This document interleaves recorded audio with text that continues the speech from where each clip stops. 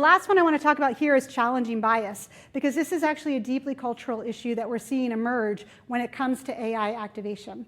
But particularly when we think about who's using AI in the workplace, I'll give you an example that just came out of Harvard, where a group of engineers submitted identical code to independent observers, identical code that was AI generated to independent observers, and had that code reviewed. And the female engineers were consistently rated lower than the male engineers. And in fact, the female engineers were attributed as being less capable, being in need of help. They must need help to solve these really complicated coding problems. The male engineers were attributed with being strategic, innovative, creative, even brave for trying these new tools. And we're seeing those kinds of reflections happening that reflect deeply held biases in organizations.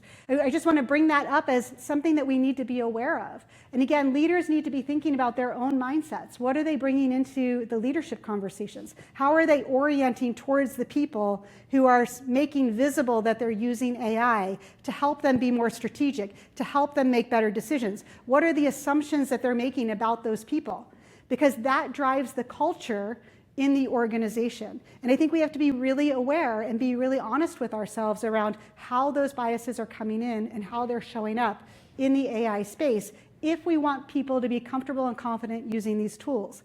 Leaders lead the way. Who said modeling the way? I think you said modeling the way, right? If leaders are actively modeling the way and saying, yeah, I'm using these tools, I'm not using them the same way you are, I'm not using them to make my loan processing faster, but I am using them to help me to be a better leader. Then you drive confidence in the organization that it's okay to use these tools and it's okay to make that visible. You're not going to be criticized or thought of as not being a good thinker in that space. So this is a really important thing to be thinking about as you work with leaders or as you're leading in your own organizations, is how are you setting the standard for people to leverage these tools as effectively as possible?